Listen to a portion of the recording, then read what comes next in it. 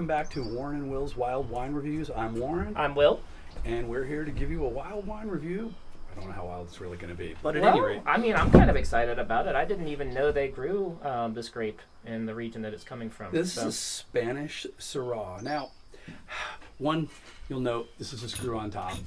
That a lot of people look down on that, but it actually is better for a bottle of wine than a cork, whether it be plastic or made of cork. Right. The reason we know this is there was a big study done to decide if plastic corks or cork corks worked better, and the blind was a screw on top, and it turns out the screw cap wines aged better and tasted better than either of the cork or the plastic. And the cork came in a close second. And the technology has gotten a lot better. Back in like 2007 when I was first getting started, screw caps were still kind of iffy.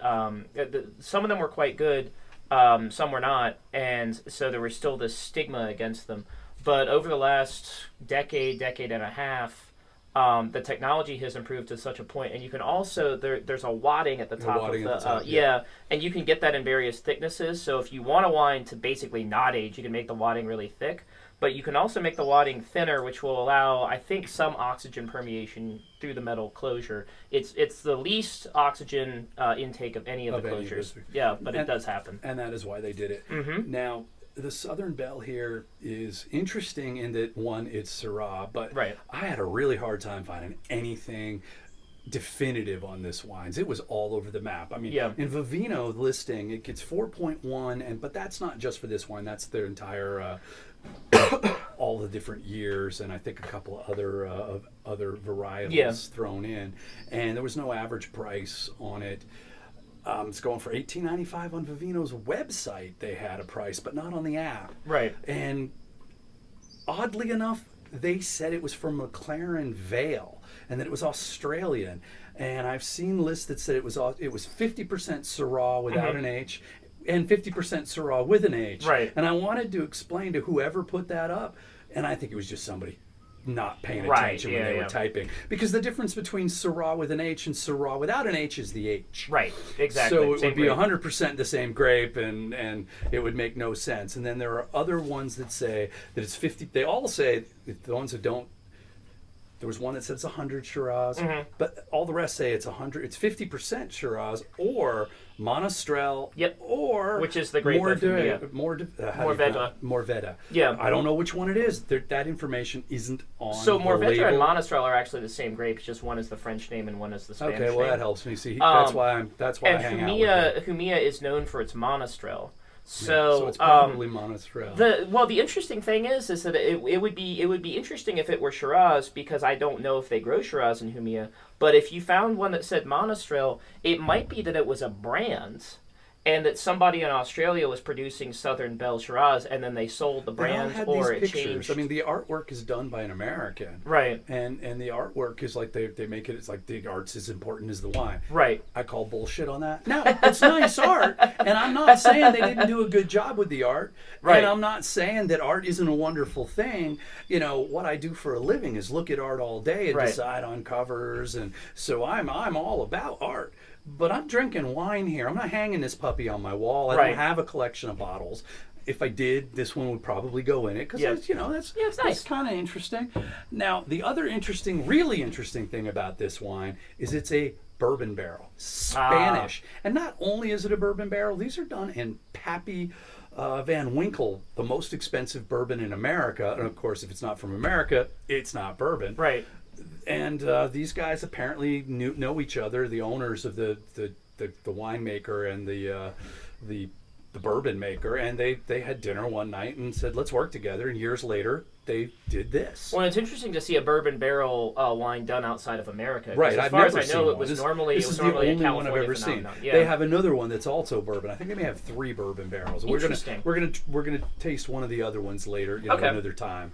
But so that part's interesting. So what I could find says that it was based in Australia and our wines produced it, and they, according to what I was reading, they have vineyards all across Australia. That said, they seem to possibly be out of business, And this is now distributed by Grateful Palate. Grateful Palate, which is owned by Dan Phillips, who is the man mentioned in the first one, Okay. and the first stuff about Dan Phillips and what is the guy's name? I'm sorry, I got to look at my notes. And Julian Van Winkle had dinner together, and they're friends. So that's one thing, that his name was in all the places, whether it was saying they were from Australia or saying it was from Spain. I'm positive this is a Spanish The only wine. thing that I can think of is think of Rubus or Cupcake. Yeah, that is what I am thinking. You have a brand name, and then you have different grapes in different regions producing under the same label. Somebody tell them how you want your wine. Here are the Pappy barrels.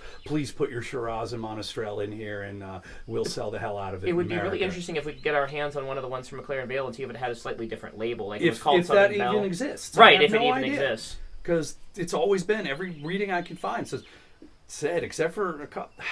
I mean, it's a Spanish wine. Maybe we'll solve the mystery someday, and we can do a follow-up We'll get back episode. to you on that. We'll do another one of these. Yeah. This is the 2020. I am reliably able to find prices on the 2017 of about $60. Okay. But for this one, you can get it from $20 to about $30 on all kinds of online places. Awesome.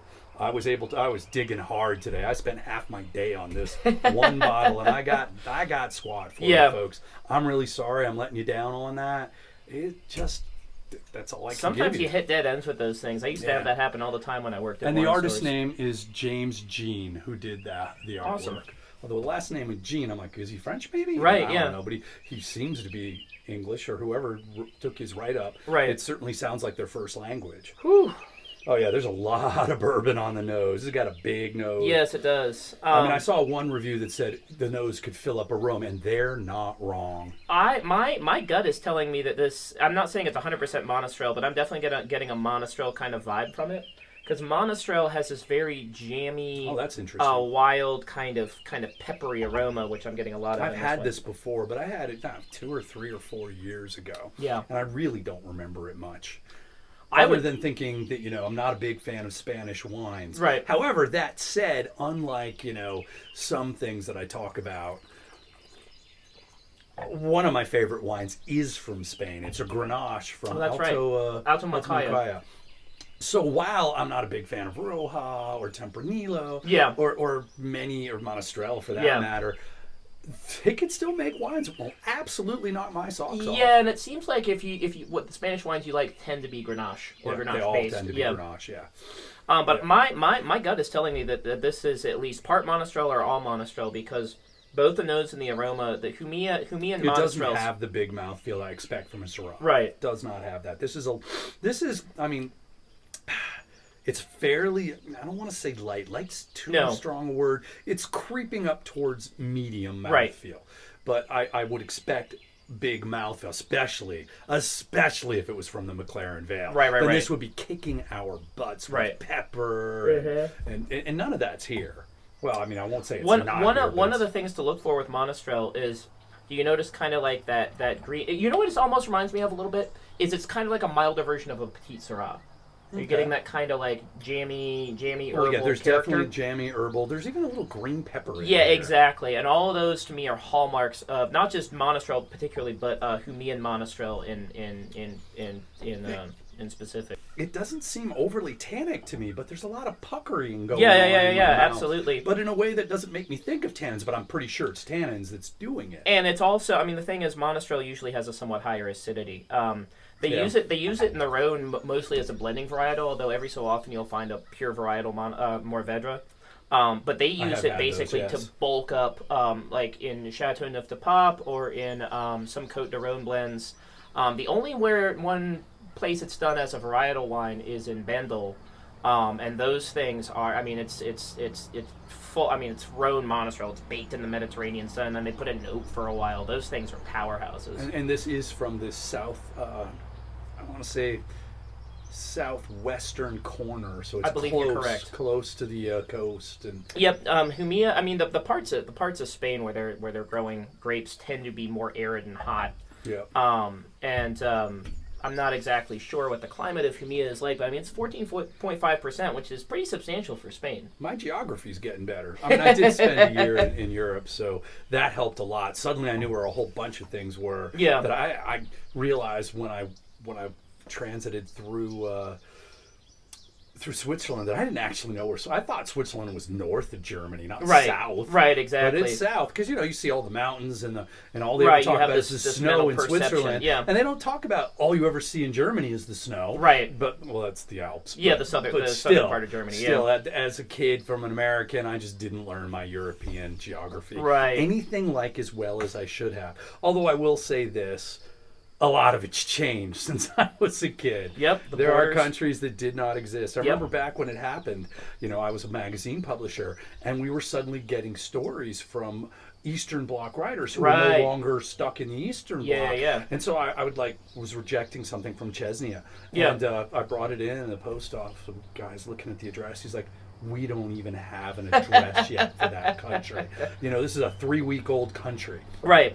So that was kind of total aside, but kind of interesting. I remember I learned all these countries, but I had to relearn their names because they changed them. Yeah, when I was a kid, names. Belarus was the Belarusian SSR, and Belarusians do not like being known as Bielorussia.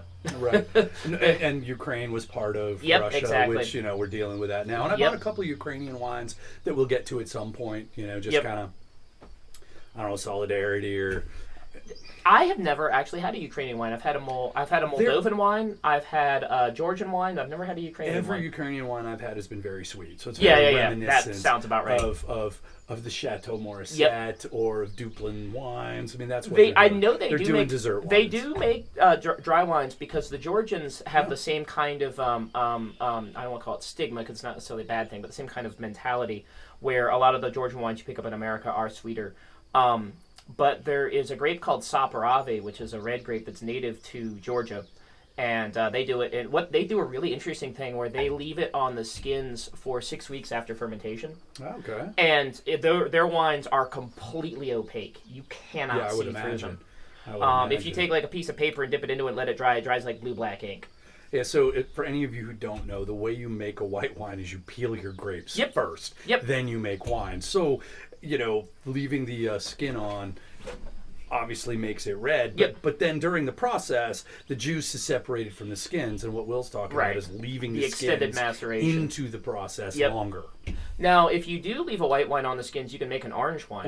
And those are kind of interesting. I have yet to have one I liked. They're just weird. They are very weird. It's one of those things where it's an acquired taste, and a lot of people don't acquire it.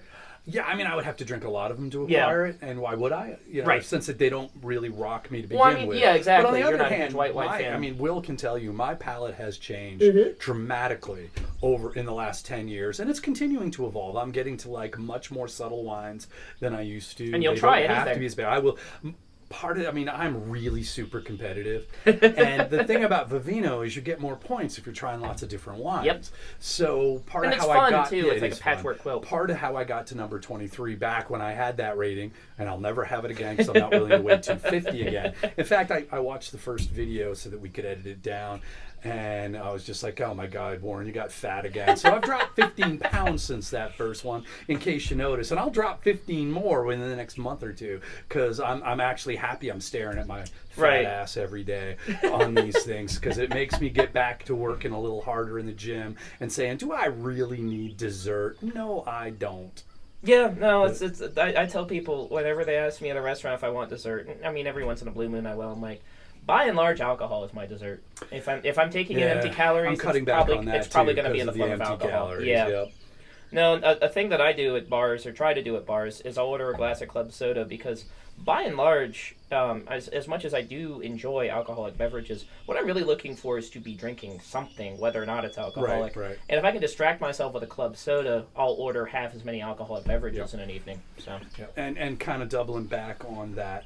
So because of this, I drink basically anytime I see a wine from a country I've never had before, I'll buy it. Doesn't matter what the varietal is because I want to try them from as many countries as I can. Sometimes they'll surprise you. I was in Malta and they had wines from the Golan Heights. Well, I've never had Jewish wine. Yeah. So I immediately bought it. I brought it home and it was dynamite. That's awesome. Yeah. I mean, the thing is, now sometimes you drink it and you're like, wow, I wonder why they're bothering to try to make wines in New Mexico, because this is horrible. Well, and it's weird because you would think it would be great. Yeah, because of the climate. Yeah, they can control the berries, how much they're stressed. You know, when I saw it, I'm like, of course, it makes perfect sense. But I've had them from Nevada. Yeah. I've had them from Arizona. I've had them from New Mexico, and all of them were horrible. Did you have any of the Caduceus wines? I don't. From Maynard Keenan, the guy from Tool? No. No. Okay. We should. You know what we should do is we could either do it with you not trying it beforehand, so that you give a completely unvarnished review, or we can try it ahead of time and see if you like it, and then. No. We should eventually do some wines I haven't had, right, so that folks can see that we're not just Maynard Keenan from Tool. I know who he is. Yeah. He is apparently very, very introverted. He doesn't like giving interviews. He hired a whole staff to go out and do his distribution because he doesn't like talking to people. Right. But it's Merkin Vineyards. So he's kind of like me. No. Yes, exactly like you in every regard. Totally introverted, reclusive, doesn't like talking to people. Yeah. But he has Merkin Vineyards and Caduceus Winery. And he I'm trying to remember. I know he does a Chardonnay. I know he does like a Cab and maybe like a Merlot. I can't remember exactly all the different types of grapes that he does. The times that I've had them, I thought they were pretty good, and they're definitely, and this may be damning him with faint praise, they're definitely on the better end of the spectrum of what I've had from the American Southwest. Will is much more eclectic than I am. I am almost a fascist when it comes to my taste. But the thing is I also worked for a wine bar and wine stores, and one of the things that I had to do was think outside of what I like and think into what other people are going to buy. You have to try all of them so you can tell them. And they tell you what notes you like. Yep. Then you can, when someone says, "Oh, I want a lot of plum." Yep. Well, there are a lot of people who do like a lot of plum. I hate plum in my wine. Yep. So you like plum the fruit. Right, I love plums. I would eat plums all day, but I don't like the want flavor to taste it in my wine. So when people say, "Oh, it's all plummy," and I'm like, "Oh, well, that won't be I can stay away from that." Yeah. So that's the interesting thing. Since there are people who enjoy it, and they have every right to enjoy it, somebody should be making wine for them. And then if you're doing what you're doing, you got to know which ones. Oh, you like the funny thing is that I can drink plum wine, the real sweet stuff, at the Japanese restaurant. I love a good but plum I don't wine. want a wine that's supposed to be something else, tasting like plum. I just don't. Yeah, no, and I mean, there's all different sorts of things in wine that can, and the other thing to keep in mind is that if someone gives you their tasting notes, it's always worth giving it a try, because different taste buds, different palates, they might be picking up on more of something and less of something else. And you might pick up on more of something else. I like getting other people's notes. Oh yeah, me too. It does help me then check.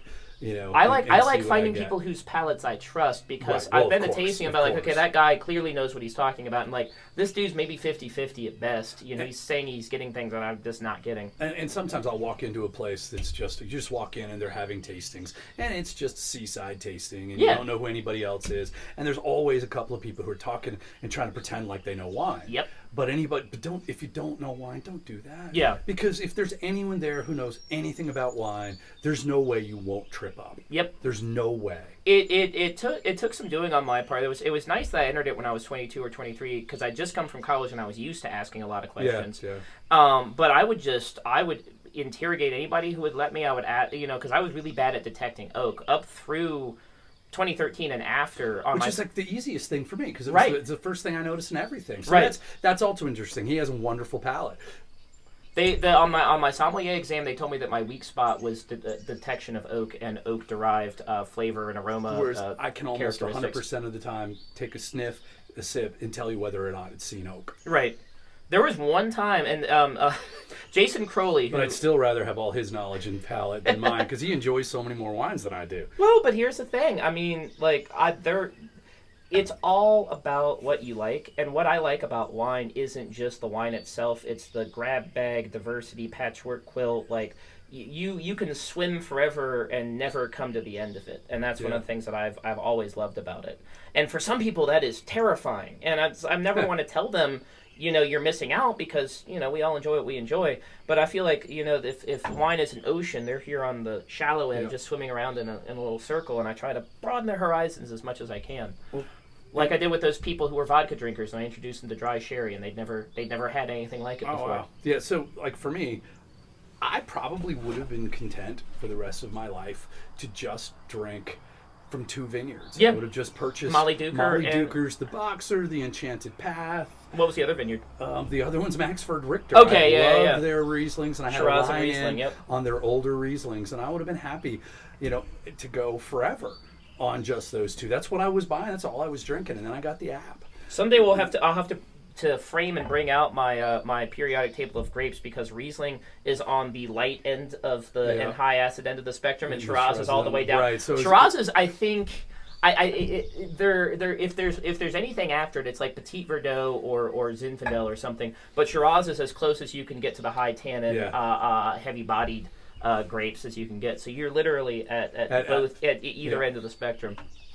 And I was quite happy with them. But of course, I got the app not because I needed it at the vintage cellar, because I knew what I was buying every time I walked in. Or you get Randall to give you a recommendation. Right. And I know I can trust Randall's palate. He and I enjoy exactly. I mean, we have the same breakdown too, right down to we both really like Washington for the same reason, the Napa Cabs. Yep.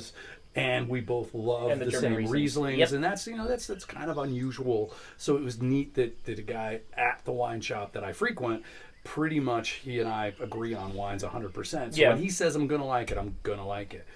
But I was going somewhere with that, and I just lost that thread. I'm sure we'll circle back around to it at some point. Oh, so I got it because when I was out, I got the app, the Vivino app, because I'd be out at a restaurant and I wouldn't know any of the wines, and so I would pull up the app to try to find one instead of asking the wait staff, most of whom don't drink wine. You're going to find, unless you're in a wine bar, and even in a wine bar, most of the staff aren't really going to know wines. Right. I was in a wine bar in, where was I? Gosh. I don't remember, but I was in a wine bar, and this one of the women, the waitress, it's like, oh yeah, my family owns a vineyard in Italy. I spent all my summers in Italy on the vineyards. I hate our wines. I'm like, and she's like, I don't like wine at all, but she's working in this place, and I was just like, wow, that's so weird, very weird. Yeah. One of the things I tried to do when I worked at Wine Lab was I was a sommelier, which meant that I was in charge of selling wine to customers and organizing the stock, but I also took on employee education. And the thing is that I can't teach the entire wine stock to the employees, but the very least that I could do was educate them about the region that we were covering that month and educate them on the wines by the glass that we were selling. And so, normally the write-up for the wine on the menu was one that I had written, but they would ask me if there was anything additional they should know about it, and they had little server books they wrote stuff down in. And the thing is that it makes so much of a difference because, A, for the customers, it's nice to come in and not have to just rely on me and John Boyer to tell them about the wines. And B, the servers felt special. John's always happy to tell me about the wines. Oh, absolutely. But Boyer wasn't there all the time. Right, no, he's not there. And he couldn't talk to every table. No. And B, the servers felt empowered and special because it sucks to work in a place and not know as much as you think you should know, or to feel like you're making stuff up, and to be able to speak with confidence and to talk about wines in a way that makes you feel like you know what you're talking about. And it looks better to the customer. It's like, wow, this is a staff that's squared away and has their act together. And be nice to the servers. Yes. Be nice to the customers. It's a brutal business.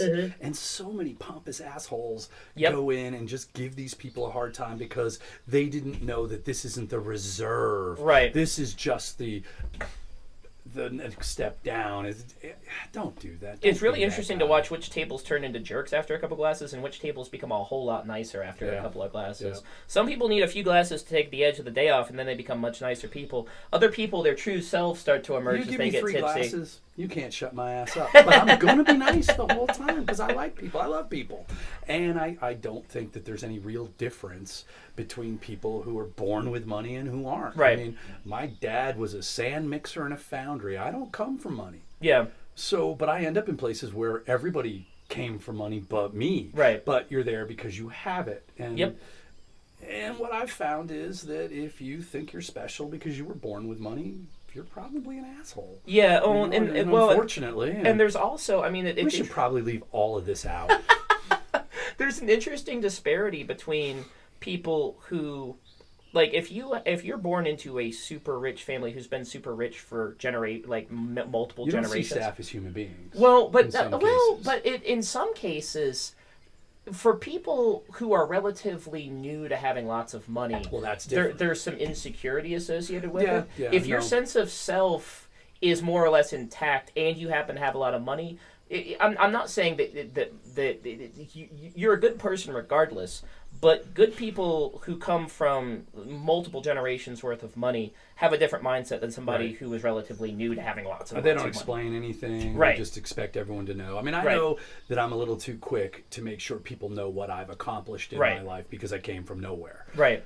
People don't really need to know that. I don't really need to put it out there, but there's that sensitivity. You're in a place where, when you were a teenager, they'd never let you in. Right. When you were when I was in a rock and roll band, these are places that would have been closed to me, and now I'm moving freely in those places. Right. But it still kind of feels weird. Oh yeah, absolutely. Even after 20 years of being successful and going to expensive wine tastings and being in places where everybody's the CEO, and you should see the look on people's faces when I'm the CEO who comes in. Well, a good rule of thumb for being nice to people is that it's good to be nice to people because it's good to be nice to people because you don't know if they're coming from a really awful situation where kindness might be the only thing they get. And it's also good to be nice to people because you don't know if that person has millions and millions of dollars, and if they really like you, might decide to invite you over to their house to a really expensive party or something. It's not that you should or shouldn't expect anything from people,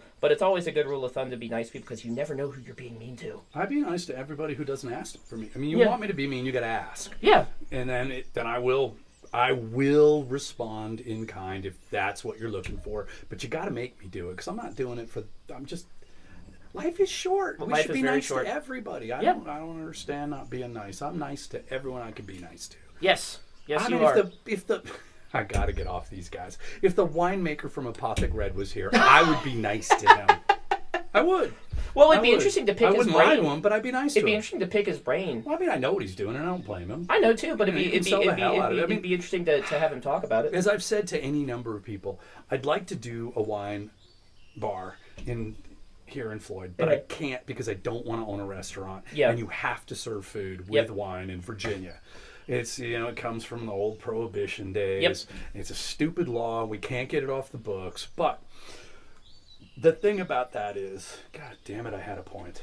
The wines that you would have to sell in order to make your bread and butter. Okay, so now we can cut that out when we go back to it. But one of the things I tell everybody is I would absolutely have Apothic Red. Totally. Because you sell the hell out of that thing all day. There are lots of people who like it. I mean, when you get right down to it, it's drinkable, it's approachable. I don't like it because it's not as good as other wines. But if all those wines disappeared, it is drinkable. I mean, you got to sell license plates. I'm being a little rougher on it than I should be, probably, because if you have a wine place, you want to have wines that folks who are just dropping in because they're in the area as tourists can drink. Yeah, and they're not all going to drink bourbon barrel wines. Although, also, let me say this about Apothic Red: their bourbon barrel is actually a very nice, decent. Is it?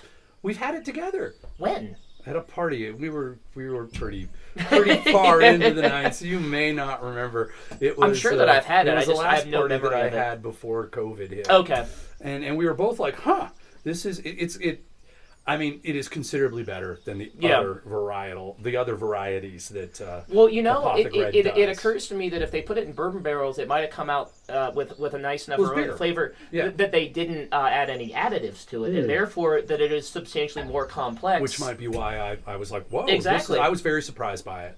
I don't remember who brought it. I don't remember how I had got my hands on it. Right. But I drank a glass of it, and I was like, this isn't that.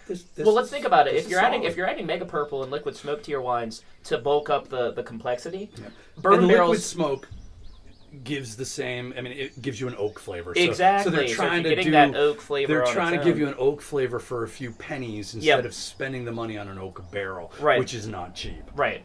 And the thing about oak barrels is that I don't know the exact longevity of it, but it's not infinite. You can't keep using it. Yeah, I mean you can. I wouldn't recommend it. And one of the things you'll see is they'll say, if you see a write-up on a wine and you see that it's in French oak, and that's what it says, that's probably already made at least one vintage of wine. Probably. Because when it's fresh, they tell you made in French oak, fresh French oak, because it's going to be more expressive. Right. It's going to be more tannic. It's going to be a little drier. I don't remember the exact point at which they want to give you that info.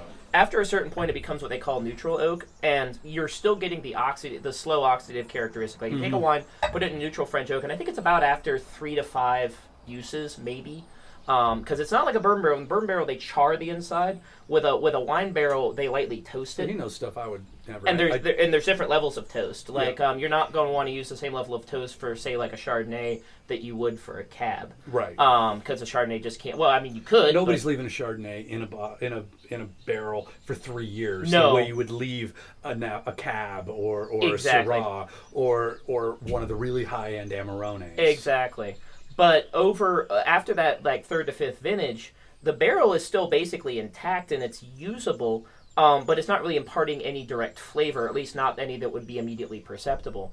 But it's still, what is happening is there's a slow oxygen permeation, so the wine is aging, it's just not really gaining any flavor from it. Right. So if you're making a red wine and you put it in a neutral oak, as a winemaker, you can do that as a way to be like, I don't really want to add any oak flavor. Like maybe it's a lighter bodied wine. Right, like a little tannic structure. Yeah, a little tannic structure, and also I want more aging than it would get from being either left in a steel tank or put into a bottle. And or also perhaps a cement tank. That's also another, well, and also there's spatial considerations because at the end of harvest, you've got your steel tanks full of wine, and it's like, okay, well, we can't leave all of these here till next year and we don't want to bottle them right away. Yeah. So putting 80%, if they're reds, putting 80% of them into oak is a nice way of freeing up your tank space. Right. So the next harvest, or as you move stuff around, that was the thing at Chateau. It's not just because they have lots of tanks. You're always working on multiple years of wine at the same time. Yep. Because the year on the bottle is the year that the grapes are picked. But they're not bottled right away. No. It takes some time. And in any winery, pretty much any winery, unless they're doing no oak aging whatsoever, if they're growing like only lighter bodied varietals, or they just don't like oak, you'll have a barrel room and a tank room. And the tank room, the tanks themselves they have jackets that can be refrigerated. So you can temperature control each tank. The barrel room, you can't temperature control each barrel. So the barrel room is usually around 55, 60 degrees year round. Yeah. Geothermal temperature, more or less. Right. But I mean, they'll just take the a barrel of Cabernet Sauvignon, or all the barrels of Cabernet Sauvignon, put them in the barrel room, and leave them there for a year and a half. And then once they're done, they siphon the wine out of the barrels, put it back into a tank, and run it through the bottling line. Now, the other thing I'll point out, and I probably should have mentioned many, many times ago, is this is the 2020. Yes. Now, we're talking about how there'll be multiple. They're working on more than one wine per year right. at a time, because they've got 2 or 3 years that they're dealing with before Usually. It's in a bottle and shipped off. Now, if you get a wine without a year, that means that there were berries from more than 1 year, because they have to put the year that they were picked if they were all from the same harvest. Right. If they weren't, they're not allowed to put a year on there. And that'll happen more often with blends, because what'll happen is if you have say you have a really nice 2019 Cabernet Sauvignon, and then the year after that, 2020, you had a really nice Merlot harvest, but you'd want to do a 50-50 blend of the two. You can't call it a 2019/2020. Right. You have to put non-vintage. Because now you can tell people in your literature, you can be like, oh yeah, here's where they came from. But you can't put the year on the label. And sometimes it happens because they just didn't get enough 1 year, and then they throw it in with the next year, and they just have to leave the number off. And if you're bottling a wine that's meant to be drunk young, you can assume that both vintages were very, very recent. Yeah. Like they were last year and the year before's vintage, or something of that Unless sort. It's a port. The thing about port yes. As long as it's 25% from the oldest year, you can call it that. So you can buy in a store still. You can go into most really good wine shops and get a 1925 port. Yeah. Well, only 25% of that wine is from 1925, the and the rest of it could be from 2020. It doesn't matter. They can still call it 1925. Unless so they do actually have declared vintages in port, but it has to be a unanimous decision by all the houses. They have to declare that year marked vintage. Mm-hmm. 2003 and I think there were 2 vintages in the decade between 2000 and 2010. There's the highest I think ever per decade is about 3 declared vintages, because it has to be such a good year. If the way it works is that if it's more often that the people who had bad years are no, and that's why it's not unanimous, because it's you don't, because they can't create that year, right? Exactly. Or their stuff isn't going to be as good, and they know it's not going to sell as well once the news gets out. But if you can just put it into the blending system that they do, you can hide stuff. Yeah. winemakers are always finding ways to hide things. And you know what? If it tastes good, I don't care. Yeah. Well, the nice thing about hiding things is that by and large, it doesn't bring the overall quality of a decent wine down. It would only seem unusual or bad when compared to, like, in the case of a vintage port, because vintages are supposed to be this really high quality. If you had one that's lacking, it's like, why is this a vintage port? So, Right. So we're off on another tangent. This wine is really giving me a ton of that bourbon barrel, like as it's been developing in the glass. And the one thing I wanted to do is vanilla and caramel. My punctuation of that name is going to my pronunciation, not punctuation. So the winemaker's name is Oreo. I believe it's Ia. The last name is Illa. If he's Italian, then it's Illa. If he's Spanish, then it's Ia. So Mr. Oreo. Grenache. Yeah. We're not sure exactly how to pronounce it, but we're trying to cover our bases there. Right. But he is the winemaker who made this. You did a good job. You did a very good job. And I've never had a Monastrell. The oak is not blowing off. No, it's not. I've never had a Monastrell like this. The bourbon oak is not blowing off. And it's really interesting having this, there's a little funkiness that wasn't there before. Oh yeah, that's Monastrell, man. Yeah, it's funky all day long. It was not funky when we first opened it up because the funkiness was totally overpowered by the bourbon barrel. But now that it's had some time, I'm still smelling the oak, I'm still smelling the bourbon. But now we've been at this for probably 20 minutes to a half an hour, and now the other notes that are underneath that are starting to come out. So the thing about Monastrell is it has a funkiness that does not blow off. It is a grape-derived funkiness. Okay. And it's interesting because you can note it's also not a function of being put into oak, because you could have Monastrells that are funky without having been put into oak I couldn't at all. find any good notes on this. Yeah. I have no idea. Yeah, I know it was in Pappy Van Winkle, but I don't know how long. And if you think about it, like if this were an American wine, there'd be so much lit on it because they're putting in Pappy Van Winkle barrels. Right, I was shocked that I couldn't find more about it. And what I could find again was all over the map, and none of it agreed with each other. And I considered looking for phone numbers and making phone calls today, but I couldn't find any of those either. So I was just like, you know what? I used to run into that every so often when I worked at the wine stores that I worked at, because every so often you come into this information dead end. Yep. And normally what I would do then is just like, if I couldn't find any information on it, I just taste the wine myself and write my own tasting notes for the. Oh yeah, well that I'm always fine with, but I was trying to get the information, the actual information. How big's your vineyard? How many bottles do you do? The information that we've given in previous vlogs, but I just couldn't find it. They could make 10,000 of these. My guess is there's probably not a specific vineyard. They're probably sourcing their grapes from different parts of Jumilla. It's from Jumilla. Yeah, from different parts of Jumilla. Yeah, or Humilia. We got to use the H because it's Spanish. Yep. The thing is that I shouldn't say none of. A lot of the more artisanal regions in Spain aren't all that big, so it's like it's kind of the equivalent of pulling from like one section of a Virginia county, maybe even smaller than that. So it's not like they're coming from all over California or something like that. But a lot of, especially ones that are aimed towards the American market, what they'll do is they'll just buy grapes from different parcels of land and make a wine, put it under the brand, and then sell it to the American market. And that seems to be what this guy, what was his name on there? You've got the notes. Which one? Dan Phillips? Dan Phillips seems to do. That seems to be his thing. We'll give you a link to his website. The thing is that I'm good. The bourbon barrel mindset. I'm not sure what the average European would think of this. They might like it, but it's not the kind of thing. It would not. Well, but it wouldn't be the kind of thing you would market towards them because it wouldn't mean much anything, of it to them. I was only able to find one bourbon when I was in Europe, and that was Trace Bullet. Yeah, which I don't like. Right. So it's not horrible. I'm not bashing it. It's just that on my list of bourbons, it's so far down, I would never actually purchase it on purpose. Right. Except I did buy it when I was in Ireland because it was the only one I could find. You could find something, yeah. Jack Daniels. It's above Jack Daniels. Is Jack Daniels Jack Daniels is a bourbon, or is it what is it a Tennessee whiskey? I think it's a Tennessee whiskey. Okay, yeah, who knows? Yeah, Jim Beam is a bourbon.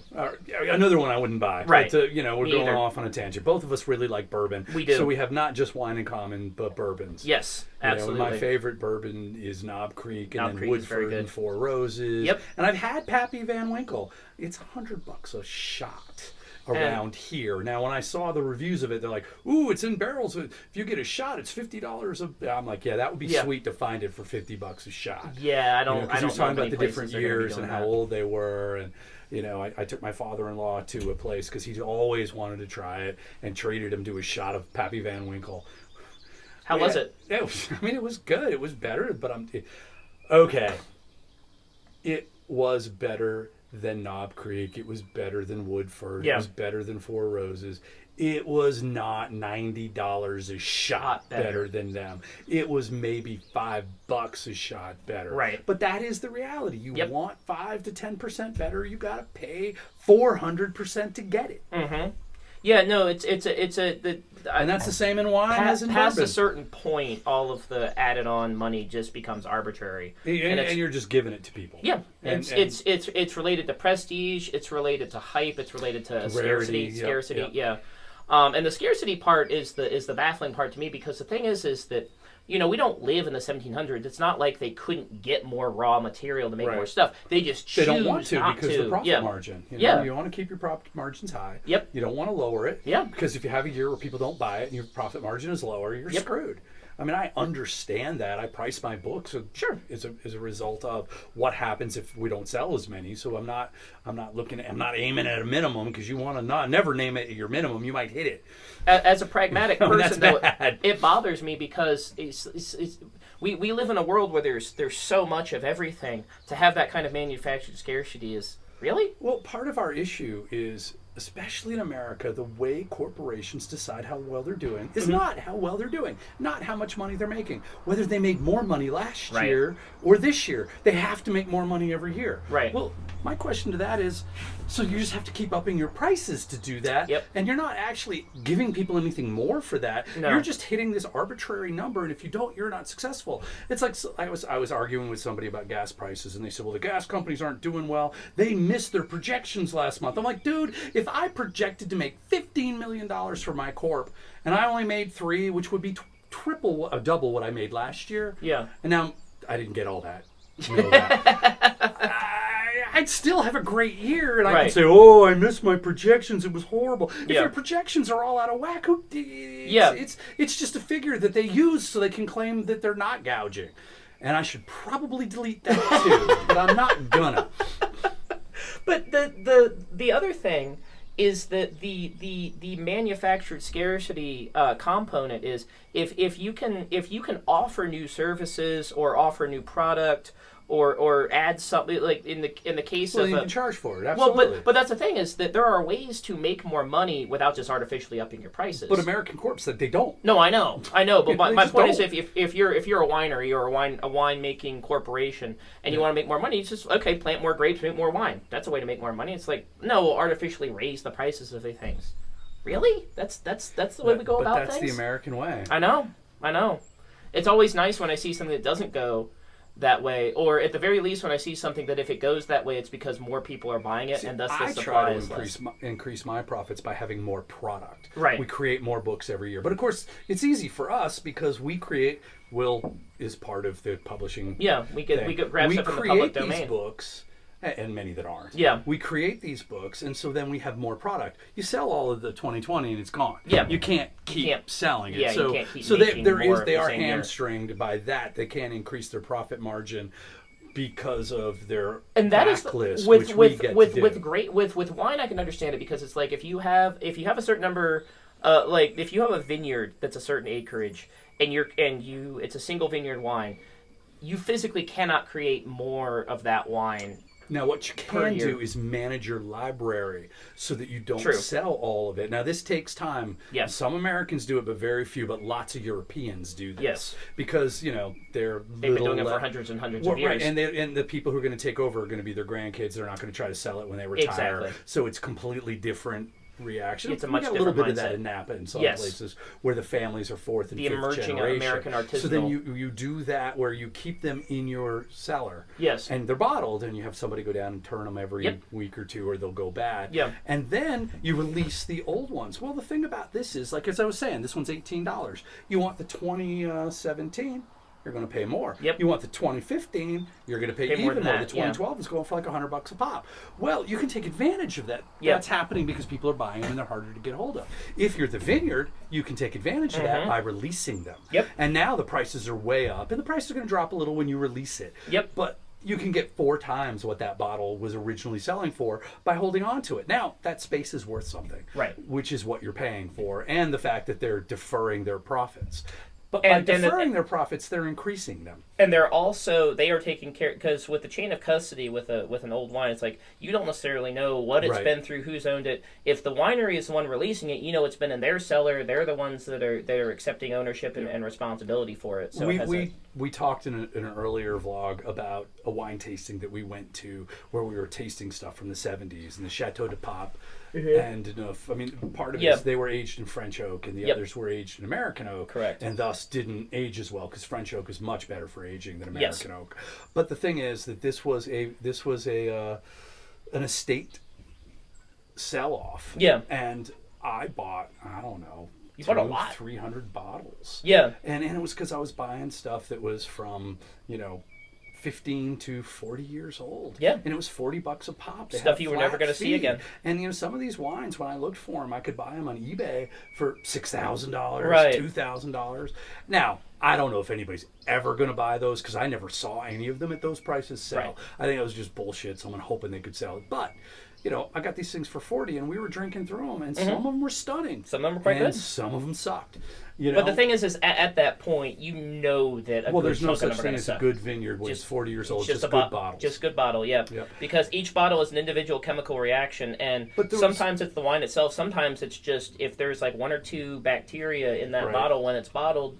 Or sometimes one, I bought 4 of a 72 Margaux. One of them was horrible. 3 of them were fantastic. Yep. I'm going to guess that one was on the edge of his wine rack and the sun hit it. Yep. And it didn't get to the other Or ones. any number of things, anything when could do it. The nice thing now He brought is, it upstairs where it got warmer, changed his mind, put it back. That'll change the aging process. Sure. And the other thing to keep in mind is that back in the 70s and 80s, I don't know when they started doing this, relatively recently, wineries now bottle their wines under partial vacuum. They spray the headspace out with nitrogen. And so you're bottling this at basically like an 80% vacuum. It's not a full vacuum, but you it's... want a little bit of oxygen because you want it to age in the bottle. But you're they used to just bottle it with whatever ambient air. They didn't have any kind of sparging. Which they wouldn't, in the 70s, they wouldn't have. No. They wouldn't have. And so you're bottling with whatever ambient air, and the thing is that if the ambient air had some kind of microorganism that could survive in tartaric acid and wouldn't be killed by the wine, you might have some kind of weird, or the other thing... It could be good, it could be bad. Yeah. You never know. If you had got a few... Tends to be bad, but... Yeah, by and large, tends to not be pleasant. But you've got a few Brettanomyces spores or cells in there, you end up with something kind of like a sour beer. And the interesting thing about that is because, they're bottling 10,000, 20,000 bottles, it might only happen to a few hundred of them. Right. It might only happen to 1,000 of them. Might happen to half, might happen to all. And it won't necessarily happen to ones in that, the same batch or same case or it'll anything. No, I'm good. Okay. It'll be interesting that when you go through them, you're like, but I really like this vintage. Why is this one so bad? Well, the bottles aren't all the same. Unless, the heavily treated ones. Yep. They're all the same. Well, and then you also run across the thing where, and this has happened a few times that I've told you about, and I think you've had the same thing happen where I don't see it happen as often anymore, but it used to happen a lot in the mid-2000s. I would go to a Kroger or any grocery stores, Wegmans has happened once, and find, in 2009, I found a 1997 Zin. That can happen, yeah. I once walked into a Kroger, and I don't remember what Napa cab it was, but it was 15 years old, and they were selling it for $50. I pull it up on my Vivino app, and it's a $250 bottle, and I call the guy over, and they've got it in a case. They've got it in a climate-controlled case away from the sun. I'm like, so what's the story with this? They're like, well, somebody ordered it 3 years ago and never came and got it, and it's getting old, and we're just selling it at cost to get rid of it, because if it gets too old, nobody will buy it. Right, exactly. And I'm like, dude, that's a 15-year-old Napa cab. You got another 20 years before it gits too old for somebody. I didn't say that to him. I just happily said, I'll take that. And I walked Was it only off. one? It was only one. It was freaking fantastic. Yeah. It was fantastic. It was silky. It was Yep. everything I want out of a wine. Well, and the thing is he was thinking about it from the standpoint of how it was how getting long. dusty. Well, there's dust on it. Nobody will buy a wine with Well, dust but on also, it. I mean, the thing is, if it weren't a Napa Cab, if it were like a non-barrel aged red blend, Well, right. I mean, it didn't have that long. You know? didn't, and they felt like they were stuck with it and they'd Right. been sitting there. Nobody was spending $2.50 in a Kroger for wine. Right. And I just wandered in and saw it, and I was just like, wait a minute. I think I recognize that. Holy crap. Well, and one of the things I have to explain to my dad, because my dad cellars wines, and he's buying wines that are by and large cheaper. But the nice thing about the wine these days is you can buy cheap wine that still ages relatively well. And so what he does is he has these wine racks that he keeps out of the sun under a desk, and he has about I think like 24 wines at a time, and he has the oldest or the newest ones on the bottom, the oldest ones on the top. And he'll ask, and the thing is, it's our little ritual, and I like it. But he'll ask me, like, I've got a 2015, 2016 Bordeaux. Is it ready to drink? And I said, well, the thing is depends. I said the Bordeauxs that you're buying are by and large probably not oak aged. They're meant to be drank. They're meant to be drunk young. Drink? And the thing is that they're not. They don't have the same longevity that a barrel-aged Bordeaux would. That being said, if you put it in French oak, it lasts longer. Yep. It costs a lot more to get the French oak, and Right. so you're making a wine that people are not going to want to drink immediately. They're going to want to drink it later. I mean, I keep looking at and thinking about, we should do some Molly Duker. I love Molly Duker, but my youngest is 2018, and I'm like, is that young? Is that old enough? Now, these things you can drink any Molly Duker bottle. Right out of the bottle. You can drink any of their wines right out of the bottle. But it's better if you wait. But if you age them, some of them are really, really special. Yes. So mine are all now 5 years old. Yeah. 7 years. A little young for Molly Duker. For our appreciation thereof. Yeah. But. Well, and the other thing is there's like a Cab Merlot blend from Bordeaux is still, after 5 or 6 years, is still going to be pretty good. Yeah. So we have already reviewed one of those. The Chateau Picard. Yep. Just imagine me in my Star Trek gear for a moment. By the way, I wanted to make clear, I'm saying no to this because I'm on a diet and I don't need the calories, not because it's not good enough to keep drinking. I want to make that really clear. This is a very nice wine, and at the price. Buy the hell out of it, folks. No, this is very nice. This is the least expensive wine we may review all year. Yeah. If you are looking for, if you're familiar with Rhone Reds and you like Rhone red wines with a little bit of funkiness to them, this is all, I'm pretty sure, I'm going to say this is either mostly Monastrell or all Monastrell. It does have that Monastrell funkiness. But it doesn't seem like Syrah. No. I mean, they use the word Syrah all over the place. There's no Syrah characteristics. And I'm going to step out on a limb, and we'll have to look up the DO regulations in Spain at some point. I'm pretty sure they're not allowed to grow Syrah in Jumilla. I think that as far as I know, the only red grape they're allowed to grow in Jumilla is Monastrell. I could be wrong about that. I've never seen a non-Monastrell Jumilla before. In fact, part of what's interesting about this... Oh, by the way, I am the #1 American drinker of Spanish Merlot. That took 10 bottles on Vivino. There aren't very many of them. There aren't many. I have had 10, and I think the next closest has had 8. So you are looking at the most, the highest rated Spanish Merlot. Now, part of the thing about that is the Spanish don't usually name their Merlots Merlot. Right. And Vivino only calls it a Spanish Merlot if they call it Merlot. Well, and they also don't even grow a lot of so it. there are a lot, well, yeah, it's true, but there are a lot more of them than when I was over in Europe, I saw more of them. I just couldn't bring myself to drink them. Right. Because I'm not a big fan. Here's the funny part. #1 in America on Spanish Merlot. Not a huge fan. You've just rated the most of Right, because, they show up and I'm like, I'll try another Spanish Merlot. And then one day it said, you're #1. You're top 10 in Spanish Merlot. And I'm like, no kidding. And then I'm like, okay, well, I'm 10. How much would it take to be #1? Yeah. 3.